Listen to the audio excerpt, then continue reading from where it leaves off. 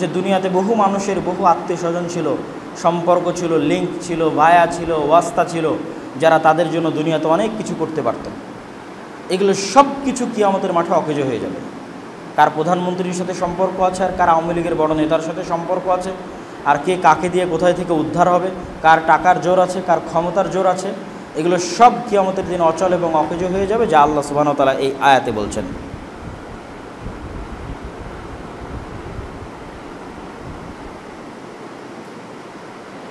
এর পরের আয়াতে আল্লাহ সুবহানাহু ওয়া তাআলা আয়াত নং 49 এবং আয়াত নং 50 পুনরায় বানু ইসরাইলদের ঘটনা বলা শুরু করতেছেন। এর আগেও দুইবার আল্লাহ বানু ইসরাইলের কথা বলেছে এই সূরা বাকারাতে। এর আগেও দুইবার বানু ইসরাইলের উল্লেখ করা হয়ে গেছে। তবে এখন বানু ইসরাইলের কথা একটু বিস্তারিত বলবে। কিছুক্ষণ আগেই অল্প দু একটা আয়াত আগেই আল্লাহ বলেছেন যে, হে বানু ইসরাইল, তোমরা আল্লাহর নেয়ামতকে স্মরণ করো। আল্লাহ তোমাদেরকে যে নেয়ামত দিয়েছিল সেটা স্মরণ করো। এখন আল্লাহ সেই নেয়ামতের বর্ণনা দিচ্ছে পবিত্র কোরআনে 49 এবং 50। বানু ইসরাইল কারা? ইসরাইল হচ্ছে ইয়াকুব আলাইহিসসালাম। ইয়াকুব আলাইহিসসালাম কার ছেলে? ইসাক আলাইহিসসালামের ছেলে। ইসাক আলাইহিসসালাম কার ছেলে? ইব্রাহিম আলাইহিসসালামের ছেলে। তাহলে ইব্রাহিমের ছেলে ইসহাক, ইসহাকের ছেলে ইয়াকুব, ইয়াকুবের ছেলে, ইয়াকুবের নাম হচ্ছে ইসরাইল, ইয়াকুবের ছেলে ইউসুফ এবং তার 11 ভাই। তাহলে বানু ইসরাইল মানে ইসরাইলের সন্তানেরা, মানে ইয়াকুব আলাইহিসসালামের 12 সন্তান ও তার বংশধরেরা। বোঝা গেল যে বানু ইসরাইল মানে ইয়াকুব আলাইহিসসালাম এবং তার 12 সন্তান ও তাদের বংশধরেরা। তাদের উপর আল্লাহ কি কি দয়া করেছে আল্লাহ বলছেন, وَإِذْ نَجَّيْنَاكُمْ مِنْ آلِ فِرْعَوْنَ يَسُومُونَكُمْ سُوءَ الْعَذَابِ يُذَبِّحُونَ أَبْنَاءَكُمْ وَيَسْتَحْيُونَ نِسَاءَكُمْ وَفِي ذَلِكُمْ بَلَاءٌ مِّن رَّبِّكُمْ عَظِيمٌ وَإِذْ نَجَّيْنَاكُمْ, যখন হে বানু ইসরাইল, হে ইয়াকুব ও তার 12 সন্তানের বংশধরেরা, ওয়াইদ নাজ্জাইনাকুম, যখন আমি তোমাদেরকে বাঁচিয়ে নিয়েছিলাম, মিন আলি ফিরআউন, ফেরাউনের কবল থেকে। কোন ফেরাউন? ইয়াসুমুনাকুম সুআল আযাব, যে তোমাদেরকে ভয়ঙ্কর শাস্তি, ভয়ঙ্কর আযাব, ভয়ঙ্কর গজব দিত। কি আযাব, কি শাস্তি দিত? ইউযাব্বিহুনা আবনাকুম, তোমাদের ছেলে সন্তানদেরকে জবাই করত প্রকাশ্যে, বাড়ি থেকে ধরে ধরে এনে জবাই করত ছেলে সন্তানদের। ওয়াস্তাহইউনা নিসাকুম, আর তোমাদের মেয়েদের বাঁচিয়ে রাখত। ফেরাউনের পক্ষ থেকে ওপেন ঘোষণা দেওয়া ছিল যে বানু ইসরাইলের ঘরে ঘরে তল্লাশি চালাও পুলিশ বাহিনী। ফেরাউনেরও পুলিশ বাহিনী ছিল। ঘরে ঘরে তল্লাশি চালাও, কার ঘরে ছেলে সন্তান জন্ম নিয়েছে ওখানে অন দ্য স্পটে জবাই করে দাও। আর যদি দেখো মেয়ে বাচ্চা, বাঁচিয়ে রাখো, জবাই করার দরকার নাই। কেন সেটা আমরা তাফসিরে বলব। তো আল্লাহ কোরআনে বলছে, ওয়াইদ নাজ্জাইনাকুম মিন আলি ফিরআউন, হে ইয়াকুব এবং তার সন্তান এবং তাদের বংশধরেরা, হে বানু ইসরাইলেরা, স্মরণ করো ওই দিনের কথা যেই দিন আল্লাহ তোমাদেরকে ওই ফিরআউনের কবল থেকে বাঁচিয়ে দিয়েছে, যেই ফিরআউন তোমাদের ছেলে সন্তানদের ধরে ধরে জবাই করতো এবং মেয়েদের বাঁচিয়ে রাখতো। ওয়াফি যালিকুম বালাউম মির রাব্বিকুম আযীম, আর এই যে আল্লাহ বাঁচিয়ে দিয়েছে এটার মধ্যে তোমাদের উপর আল্লাহর দয়া, রহমত এবং পরীক্ষা আছে। বালা মানে পরীক্ষা, এটারও আমরা ব্যাখ্যা করব, তাফসীর করব ইনশাআল্লাহ। ওয়াইদ ফারাকনা বিকুমুল বাহরা ফাআনজাইনাকুম ওয়া আগরাকনা আলা ফিরআউনা ওয়া আনতুম তানজুরুন, স্মরণ করো ওই দিনের কথা। ওয়াইদ ফারাকনা বিকুমুল বাহরা, যেই দিন আল্লাহ সমুদ্রকে চিরে দিয়েছিল, সমুদ্র চিরে তোমাদের জন্য রাস্তা তৈরি করে দিয়েছিল। ইসরাইল বা ইয়াকুব আলাইহিস সালাতু ওয়াস সালামের 12 সন্তানের 12 বংশধরের জন্য সমুদ্র চিরে 12টা রাস্তা তৈরি হয়েছিল। স্মরণ করো ওই দিনের কথা যেই দিন আল্লাহ সমুদ্র চিরে তোমাদের জন্য রাস্তা তৈরি করে দিয়েছিল। ওয়া আগরাকনা আলা ফিরআউন, আর ওই সমুদ্রে, যেই সমুদ্র চিরে আল্লাহ রাস্তা তৈরি করে দিলেন, ওই সমুদ্রে ফিরআউন এবং তার সেনাবাহিনীকে ডুবিয়ে মেরেছিলেন। ওয়া আগরাকনা, আমি ডুবিয়ে মেরেছিলাম। ওয়াইদ ফারাকনা বিকুমুল বাহরা, যেই দিন আমি সমুদ্রের মধ্যে রাস্তা তৈরি করে দিয়েছিলাম, স্মরণ করো সেই দিনের কথা। ওয়া আগরাকনা আলা ফিরআউন, আর ফিরআউন এবং তার সেনাবাহিনীকে ডুবিয়ে মেরেছিলাম, স্মরণ করো সেই দিনের কথা। ওয়া আনতুম তানজুরুন, আর তোমরা তাকিয়ে তাকিয়ে দেখছিলে, নিজের চোখে দেখেছো যে ফিরআউন ডুবে মরে গেল। ওয়া আনতুম তানজুরুন, তোমাদের চোখের সামনে ফিরআউন এবং তার সেনাবাহিনীকে ডুবিয়ে হত্যা করা হয়েছে, ধ্বংস করা হয়েছে। এর পরের আয়াতে আল্লাহ সুবহানাহু ওয়া তাআলা বলছেন, ওয়াইদ ওয়া'আদনা মূসা 40 লাইলা, স্মরণ করো সেই দিনের কথা। এগুলো সবগুলোরই এই মসজিদে যতদূর সম্ভব আমরা তাফসীর করব, বাকিগুলো অন্য মসজিদে করবো ইনশাআল্লাহ। কিন্তু একটু অনুবাদ করে নিই, যেহেতু একই রকম আলোচনা। ওয়াইদ ওয়া'আদনা মূসা, স্মরণ করো সেই দিনের কথা যেই দিন মূসার কাছ থেকে আমরা ওয়াদা নিয়েছিলাম। মূসার কাছ থেকে ওয়াদা নিয়ে 40 লাইলা, মূসা 40 দিন 40 রাত আল্লাহর ইবাদতের জন্য তুর পাহাড়ে চলে গেছিলেন। স্মরণ করো সেই দিনের কথা যেই দিন মূসা 40 দিন 40 রাতের জন্য তুর পাহাড়ে আল্লাহর ইবাদতের জন্য গেছিলেন। সুম্মা তাখাযতুমুল ইজলা, আর তোমরা মূসার অনুপস্থিতিতে বাছুরকে ইলাহ বানিয়ে পূজা করা শুরু করেছিলে। এই 40 দিনই, যে 40 দিন তোমাদেরকে রেখে মূসা তুর পাহাড়ে গেছিল আল্লাহর ইবাদত করতে, এই 40 দিনে তোমরা ইত্তাখাযতুমুল ইজল, বাছুরের বাচ্চা বানিয়ে মিন বা'দিহ, মূসার পরে, মূসা চলে যাওয়ার পরে বাছুরের বাচ্চা বানিয়ে পূজা করা শুরু করেছিলে। ওয়া আনতুম যালিমুন, আর তোমরা এটা গুনাহের কাজ করেছো, অত্যাচার করেছো, জুলুম করেছো এই কাজটা। সুম্মা আফাউনা আনকুম, কিন্তু আমি আল্লাহ তোমাদের ক্ষমা করে দিয়েছি। মিন বা'দি যালিক, এই অত্যাচার, এত বড় অপরাধ, এত বড় গুনাহ করার পরও তোমাদের ক্ষমা করে দিয়েছি। লাআল্লাকুম তাশকুরুন, যাতে তোমরা শুকরিয়া আদায় করতে পারো। স্মরণ করো ওই দিনের কথা, ওয়াইদা আতাইনা মূসাল কিতাবা ওয়াল ফুরকানা লাআল্লাকুম তাহতাদুন, যেদিন আমরা মূসাকে দিয়েছিলাম কিতাব তাওরাত, ওয়াল ফুরকান, যেই তাওরাত সত্য মিথ্যার মধ্যে পার্থক্য সৃষ্টিকারী, লাআল্লাকুম তাহতাদুন, যাতে তোমরা হেদায়েত প্রাপ্ত হতে পারো। স্মরণ করো সেই দিনের কথাগুলো। ওয়াইদ ক্বালা মূসা লিকওমিহি, স্মরণ করো সেই দিনের কথা যেদিন মূসা তার কওম, তার জাতিকে বলেছিল, ইয়া কওম, হে আমার জাতি, ইন্নাকুম যালামতুম আনফুসাকুম বিত্তিখাযিকুমুল ইজলা, হে আমার জাতি, হে আমার কওম, তোমরা অত্যাচার করেছো, জুলুম করেছো বাছুরের পূজা করে। ফাতুবু ইলা বারিকুম, অতএব তওবা করো তোমাদের সৃষ্টিকর্তার কাছে। ইবাদত একমাত্র সৃষ্টিকর্তা বাদে বাছুরের পূজা করে তোমরা অনেক বড় অপরাধ করেছো, তওবা করো। ফাকতুলু আনফুসাকুম, তোমাদের তওবার রাস্তা হচ্ছে তোমরা পরস্পরকে হত্যা করলে আল্লাহ তোমাদের তওবা কবুল করবে। যালিকুম খায়রুল লাকুম, এর মধ্যেই তোমাদের জন্য কল্যাণ আছে। ইনদা বারিকুম, তোমাদের সৃষ্টিকর্তার নিকটে। ফাতাবা আলাইকুম, তাহলে তিনি তোমাদের তওবা কবুল করবেন এবং কবুল করেছেন। ইন্নাহু হুয়াত তাওয়াবুর রহিম, আর তিনি বড়ই তওবা কবুলকারী এবং বড়ই দয়ালু। ওয়াইদ কুলতুম ইয়া মূসা, আর স্মরণ করো সেই দিনের কথা যেই দিন তোমরা মূসাকে বলেছিলে, লান নু'মিনা লাকা হাত্তা নারাল্লাহ জাহরা, আমরা আল্লাহর প্রতি ঈমান আনয়ন করব না যতক্ষণ না আমরা প্রকাশ্যে আল্লাহকে দেখব। ফাখাযাতকুমুস সাইকাতু, আল্লাহ প্রকাশ্যে তার দর্শন দেওয়া শুরু করেননি, সামান্য ঝলক দিয়েছেন, তোমরা তখন অজ্ঞান হয়ে মারা গেছো। ওয়া আনতুম তানজুরুন সুম্মা বা'আসনাকুম মিন বা'দি মাউতিকুম, অজ্ঞান হয়ে মারা যাওয়ার পর আমি তোমাদেরকে আবার বাঁচিয়ে দিয়েছিলাম। ওই তুর পাহাড়ে 70 জন অজ্ঞান হয়ে মারা গেছে, আমি আবার তোমাদের বাঁচিয়ে দিয়েছি। মিন বা'দি মাউতিকুম লাআল্লাকুম তাশকুরুন, যাতে তোমরা আল্লাহর শুকরিয়া আদায় করতে পারো। স্মরণ করো হে বানু ইসরাইল, ওয়াদাল্লালনা আলাইকুমুল গামামা, যখন সিনা মরুভূমিতে কোনো ছায়ার ব্যবস্থা ছিল না, তখন আমি মেঘমালা দিয়ে তোমাদের ছায়া দিয়েছিলাম। ওয়াংসালনা আলাইকুমুল মান্না ওয়াস সালওয়া, এবং আসমান থেকে, জান্নাত থেকে মান্না এবং সালওয়া খাবার তোমাদের দিয়েছিলাম। কুলু মিন তাইয়্যিবাতি মা রাযাকনাকুম ওয়া মা যালামুনা ওয়ালাকিন কানু আনফুসাহুম ইয়াযলিমুন, তোমরা আল্লাহর দেওয়া পবিত্র খাবার ভক্ষণ করো যা আমি তোমাদেরকে রিজিক হিসেবে দিয়েছি। ওয়ালাকিন কানু আনফুসাহুম ইয়াযলিমুন, বরং তারাই তাদের নিজেদের উপর জুলুম করেছে, অত্যাচার করেছে।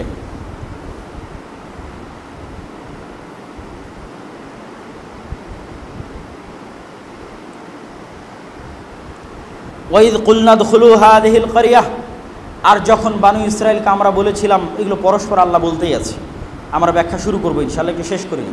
ওয়াইদ কুলনা দুখুলু হাযিহিল ক্বরিয়াহ, যখন বানু ইসরাইলকে আমরা বলেছিলাম এই শহরে প্রবেশ করো। ফাকুলু মিনহা হাইথু শি'তুম রাগাদা, এই শহরে যা পাও আল্লাহর নিয়ামত তা ভক্ষণ করো। ওয়াদখুলুল বাবা সুজ্জাদা, এবং মাথা নত করে সিজদা দিতে দিতে প্রবেশ করো। ওয়াকুলু হিত্তাতুন নাগফির লাকুম, আর বলো হিত্তাতুন নাগফির লাকুম, হিত্তাতুন বলো তাহলে আমি তোমাদেরকে ক্ষমা করে দেব, খাতায়াকুম তোমাদের গুনাহকে। ওয়াসানাজিদুল মুহসিনিন, আর যারা ইহসানকারী তাদেরকে আমরা বাড়িয়ে দিয়ে থাকি। ফাবাদ্দালাল্লাযীনা যালামু কাওলান গায়রাল্লাযী ক্বিলা লাহুম, জুলুম এবং গুনাহ তারা করেছে, আল্লাহ যাদেরকে বলল হিত্তাতুন বলে ক্ষমা চাওয়ার জন্য, তারা হিত্তাতুন না বলে হিনতাতুন বলে গ্রামের মধ্যে প্রবেশ করা শুরু করলো, তারা অত্যাচার করেছে। ফাআনজালনা আলাল্লাযীনা যালামু রিজসাম মিনাস সামাই বিমা কানু ইয়াফসুকুন, আসমান থেকে তাদের উপর অপমানজনক শাস্তি আমি অবতীর্ণ করেছি যারা আমার এই হুকুমকে অমান্য করেছে। ওয়াইদ কুলতুম ইয়া মূসা, স্মরণ করো সেই দিনের কথা যেই দিন তোমরা মূসাকে বলেছিলে, ইয়া মূসা লান নাসবিরু আলা তুআমিন ওয়াহিদিন, আমরা একটি খাবারে ধৈর্য ধারণ করতে পারবো না। ফাদউ লানা রাব্বাক, তোমার প্রতিপালকের কাছে দোয়া করো। ইখরিজ লানা মিম্মা তুমবিতুল আরদু মিন বাকলিহা ওয়া কিসাইহা ওয়া ফুমিহা ওয়া আদাসিহা ওয়া বাসালিহা, যেন আল্লাহ জমিন থেকে, শুধু মান্না সালওয়া খেয়ে থাকতে পারবো না, যেন আল্লাহ জমিন থেকে শশা, রসুন, পেঁয়াজ, ডাল ইত্যাদি যেন আল্লাহ সুবহানাহু ওয়া তাআলা জমিন থেকে উৎপাদনের ব্যবস্থা করে। মুসা আলাইহিস সালাতু ওয়াস সালাম বললেন, ক্বালা তাস্তাবদিলুনা আল্লাযী হুয়া আদনা বিল্লাযী হুয়া খায়র, তোমাদের কাছে যেটা আছে সেটাই বেশি কল্যাণকর, সেটার পরিবর্তে তোমরা তার চেয়ে কম কল্যাণকর জিনিস আল্লাহর কাছে চাচ্ছ। ইহবিতু মিসরান ফাইন্না লাকুম মা সাআলতুম ওয়া দুরিবাত আলাইহিমুদ দিল্লাতু ওয়াল মাসকানাতু ওয়া বাউ বিগাদাবিন মিনাল্লাহ যালিকা বিআন্নাহুম কানু ইয়াকফুরুনা বিআয়াতিল্লাহ ওয়া ইয়াকতুলুনা আন-নাবিয়্যিনা বিগাইরিল হাক্কি যালিকা বিমা আসাউ ওয়া কানু ইয়াতাদুন। তাদের উপর আল্লাহ সুবহানাহু ওয়া তাআলা অপমান এবং লাঞ্ছনা নামিয়ে দিলেন, বিগাদাবিন মিনাল্লাহ, আল্লাহর গজবের কারণে, বিআন্নাহুম কানু ইয়াকফুরুনা বিআয়াতিল্লাহ, কেন তারা আল্লাহর আয়াতকে অস্বীকার করেছিল, ওয়া ইয়াকতুলুনা আন-নাবিয়্যিনা, এবং নবীদের হত্যা করেছিল, বিগাইরিল হক, অন্যায়ভাবে, যালিকা বিমা আসাউ ওয়া কানু ইয়াতাদুন।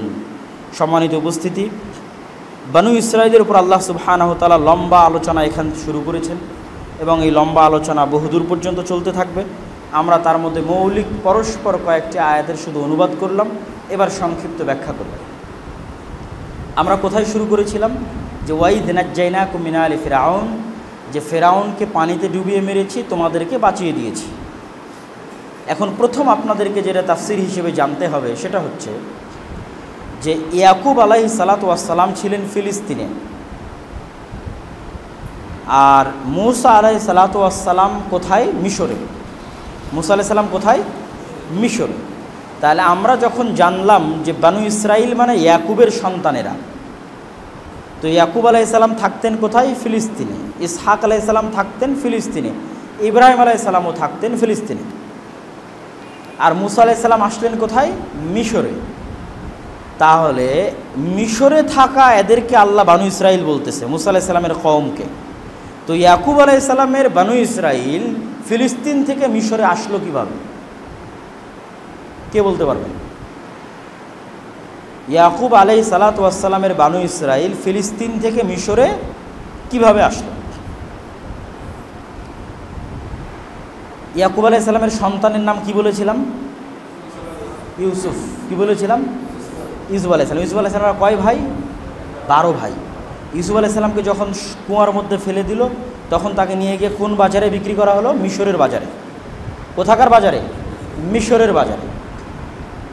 এবং ইউসুফ আলাইহিস সালামকে যেই জেলখানায় রাখা হলো সেটাও মিশরে। যেই জুলেখার গল্প আপনারা শোনেন সেটাও মিশরে। স্বপ্নের তাবির বলার মাধ্যমে ইউসুফ আলাইহিস সালাম জেল থেকে মুক্তি পেয়ে অর্থমন্ত্রী হলেন। যখন অর্থমন্ত্রী হলেন তখন সারা পৃথিবীতে দুর্ভিক্ষ। দুর্ভিক্ষের কারণে খাদ্য সংগ্রহের আশায় ইউসুফ আলাইহিস সালামের আর বাকি ভাইদেরকে ইয়াকুব আলাইহিস সালাম পাঠিয়েছে যে মিশরের বাদশা নাকি খাবার বন্টন করছে, ত্রাণ। মিশরের বাদশা কি দিচ্ছে? ত্রাণ দিচ্ছে। তো ফিলিস্তিন থেকে ত্রাণ নিতে গেছে মিশরে। তারা ইউসুফ আলাইহিস সালামকে চিনেনি, ইউসুফ আলাইহিস সালাম তাদের চিনে ফেলেছে, এর তো আমার ভাইয়েরা আসছে। তারপরে তো লম্বা ঘটনা, পরিচয় হলো। পরিচয় হওয়ার পর ইউসুফ আলাইহিস সালাম দাওয়াত দিয়ে পাঠালেন যে আব্বা, আপনি আর ভাইয়েরা সবাই ফিলিস্তিন থেকে কোথায় চলে আসেন? মিশরে। আমি তখন এখানে মন্ত্রী। কথা বুঝতে পারেননি? পাওয়ারফুল। তখন ইয়াকুব আলাইহিস সালাম তার বাকি 11 সন্তান সহ 11 সন্তানের সন্তান সন্ততি সহ 70 জনের কাফেলা ফিলিস্তিন থেকে কোথায় গেলেন? মিশরে। তাহলে এবার বোঝা গেল যে মূসা আলাইহিস সালাম যে মিশরে, এবং আল্লাহ যে বলতেছে হে বনু ইসরাঈল, ফিরআউন তোমাদের উপর অত্যাচার করে, তো এই বনু ইসরাঈল ফিলিস্তিন থেকে মিশরে আসলো কেমনে? এটা তো বোঝা গেল। এবার আমরা আসি, ইউসুফ আলাইহিস সালাতু ওয়াস সালাম যখন দুনিয়া থেকে বিদায় নিলেন, উনি যতদিন ছিলেন ততদিন বনু ইসরাঈলের অবস্থা ভালো ছিল। ইউসুফ আলাইহিস সালাম দুনিয়া থেকে বিদায় নেওয়ার পর ক্ষমতার উত্থান পতন হয় না? হয় না? ক্ষমতার উত্থান পতন হয়। তো আমার সাথে যার জোট আছে, তার বিরোধী পার্টি যদি ক্ষমতায় যায়, তো জোটকেও সাইজ করে না? করে না? জোটকেও সাইজ করে। তো আগের যে ক্ষমতায় ছিল তার সাথে শক্তিতে জোটে ছিল ইউসুফ আলাইহিস সালাম এবং বনু ইসরাঈল অর্থমন্ত্রী। তাহলে ওদেরকে ক্ষমতা থেকে সরিয়ে দিয়ে যারা ক্ষমতায় আসলো, তারা কি খালি ওদেরকে সাইজ করবে, না ওদের সহযোগী যারা ক্ষমতায় ছিল তাদেরকেও সাইজ করবে? তো ওদের সহযোগী যারা ক্ষমতায় ছিল তারা তো ইউসুফ আলাইহিস সালাম এবং তার ভাইয়েরা এবং তাদের পরবর্তী বংশধর।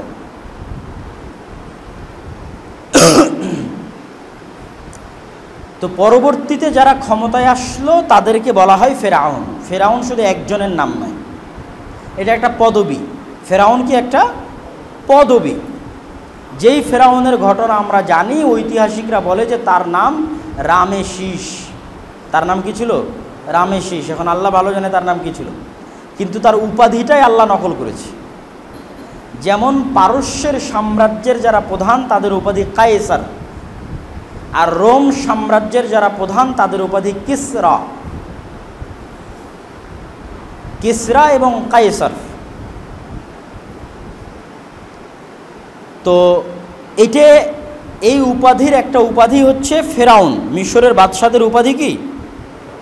ফেরাউন।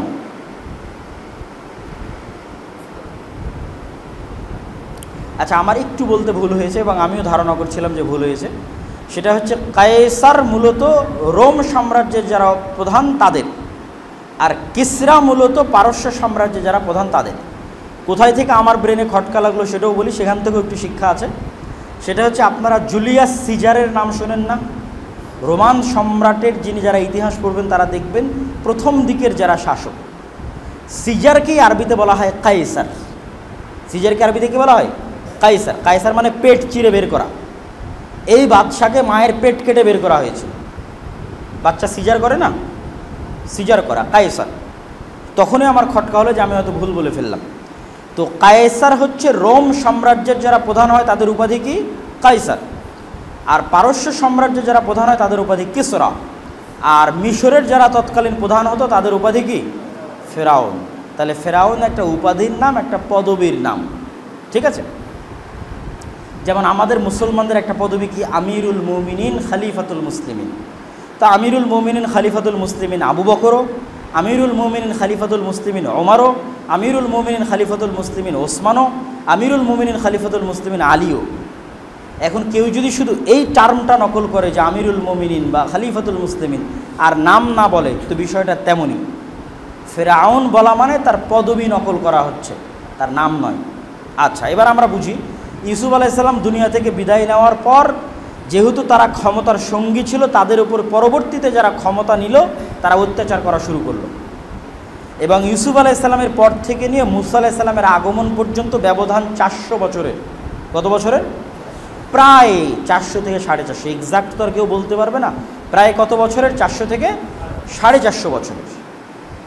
এবং এই ফেরাউন স্বপ্নে দেখেছিল যে ফিলিস্তিন থেকে বাইতুল মুকাদ্দাস থেকে একটা আগুন বের হচ্ছে, যে আগুন মিশরের কিবতীদের সকল ঘরকে জ্বালিয়ে দিচ্ছে, শুধু বানু ইসরাইলের ঘরদের জ্বালাচ্ছে না।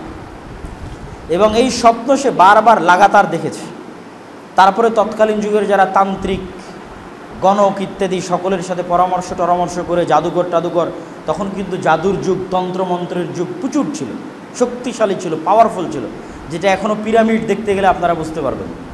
ভয়ঙ্কর ভূতেল এরিয়া সব, লাশকে জ্যান্ত এখনও, লাশের এখনও সব কিছু ঠিক আছে, এমনভাবে মমি করেছে, এখনও লাশ জ্যান্ত, কত হাজার হাজার বছর আগে।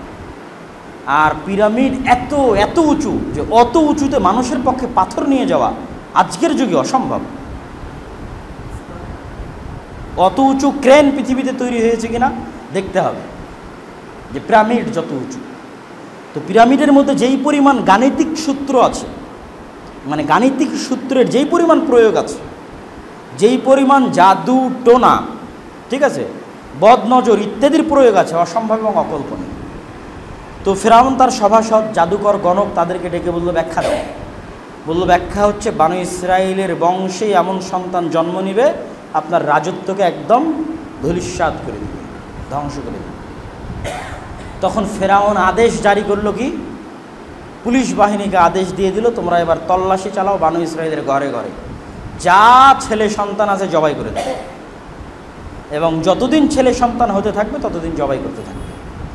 তাহলে এবার আপনারা অন্তত সিকোয়েন্সটা মিলাতে পারবেন যে ফিলিস্তিন থেকে ইয়াকুব আলাইহিস সালাম তার সন্তান নিয়ে এখানে আসলেন, ইউসুফ আলাইহিস সালামের এখানে থাকলো, একটা সময় ক্ষমতা হারিয়ে গেল, ফেরাউনের হাতে যখন ক্ষমতা গেল তখন তাদের উপর অত্যাচার জুলুম করা শুরু হলো। এই অত্যাচার জুলুম ছিল অনেক ভয়ঙ্কর, অনেক কঠিন এবং অনেক ব্যাপক, যার বর্ণনা আল্লাহ কোরআনে দিচ্ছে। ওয়াইয নাজ্জাইনাকুম মিন আলি ফিরআউন, যখন আমি তোমাদেরকে বাঁচিয়ে দিলাম ফেরাউনের কবল থেকে, যেই ফেরাউন তোমাদের উপর জুলুম করত, অত্যাচার করত। ওয়াইযাববিহুনা আবনাকুম, তোমাদের ছেলে সন্তানদের জবাই করত। ওয়াস্তাহিউনা নিসাকুম, তোমাদের মেয়ে সন্তানদের বাঁচিয়ে রাখত। ওয়াফি যালিকুম বালাউম মির রাব্বিকুম আযীম, এটার মধ্যে আল্লাহর পক্ষ থেকে তোমাদের জন্য পরীক্ষা আছে।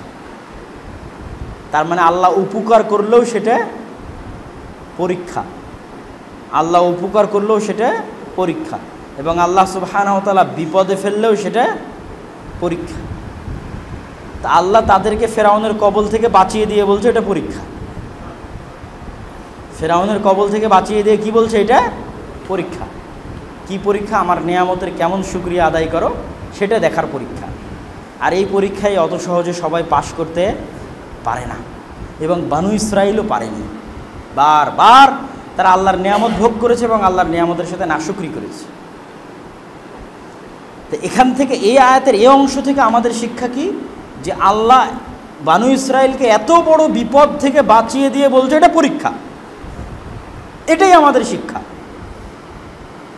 যে আমাদের প্রতি ধাপে ধাপে আল্লাহ যখন আমাকে দয়া দিচ্ছে, রহমত দিচ্ছে, তখন সেটা কি? পরীক্ষা। দাউদ আর সুলাইমান আলাইহিমা সলাতু ওয়াস সালামের রাজত্বে, ক্ষমতায়, ধন সম্পদে এত বরকত, এত বৃদ্ধি, যে ক্ষমতা দিতে দিতে আল্লাহ পশু প্রাণী, জীব জন্তু, জানোয়ার, জিন সব ক্ষমতা দাউদ আর সুলাইমানকে দিয়ে দিলেন। এটা কেন? তাদেরকে আল্লাহ যত নেয়ামত দিয়েছেন তত তাদের শুকরিয়া বেড়েছে। বুঝাতে পারিনি মনে হয়। আল্লাহ অল্প করে দিয়েছে, বেশি শুকরিয়া আদায় করেছে, তো আল্লাহ আরও বেশি দিয়েছে, আরও শুকরিয়া আদায় করেছে, আরও বেশি দিয়েছে। তো দাউদ আর সুলাইমানের বড় বৈশিষ্ট্য ছিল যে তারা আল্লাহর শুকরিয়া আদায়কারী। আল্লাহর কি আদায়কারী? শুকরিয়া আদায়। আর আমাদের কাছে যখন টাকা আসে তখন আমরা হই কি? পাপী এবং অহংকারী। ফলত আমাদের কাছে টাকা থাকে না, এবং আমাদের জীবদ্দশাতেই আমরা দেখি মানুষ ধনী থেকে ফকির হয়ে গেছে। আমাদের জীবন এই অল্প 50-60 বছরের সময় আমরা দেখি যে কালকে যে ধনী ছিল সে আজ ফকির হয়ে গেছে, কাল যে ক্ষমতায় ছিল আজ সে নিঃস্ব। সেখানে 500-100 বছর তো বহু দূরের কথা। 500-100 বছরে তো উত্থান পতনের কত কি সৃষ্টি হয়, বহু দূরের কথা। তাহলে আল্লাহ সুবহানাহু ওয়া তাআলা অনুগ্রহ করলে সেটা পরীক্ষা, যেটা আরেক আয়াতে আল্লাহ সুবহানাহু ওয়া তাআলা বলছেন, ওয়া নাবলুকুম বিশ-শাররি ওয়াল খায়রি ফিতনা, আমি মানুষকে কল্যাণ দিয়েও পরীক্ষা করি, অকল্যাণ দিয়েও পরীক্ষা করি। অকল্যাণ দিয়ে পরীক্ষা কি? ধৈর্য ধরে কিনা। অকল্যাণ দিয়ে পরীক্ষা কি? কথা বলেন না। অকল্যাণ দিয়ে পরীক্ষা কি? ধৈর্য ধরে কিনা। দাউদ সুলাইমানকে যেমন দয়া দিয়েছেন, অন্য নবীদের উপর কি বিপদ দেননি? হ্যাঁ, ইয়াকুব আলাইহিস সালামের সন্তান হারিয়ে গেল, 30 বছর পর পেলেন। এটা বিপদ না? সন্তান হারিয়ে যাওয়া, 30 বছর আপনি জানেন না আপনার সন্তান কোথায়, আল্লাহ আপনাকে ক্লিয়ার বলে না যে তোমার সন্তান বেঁচে আছে, এটা পরীক্ষা না? পরীক্ষা। এরকম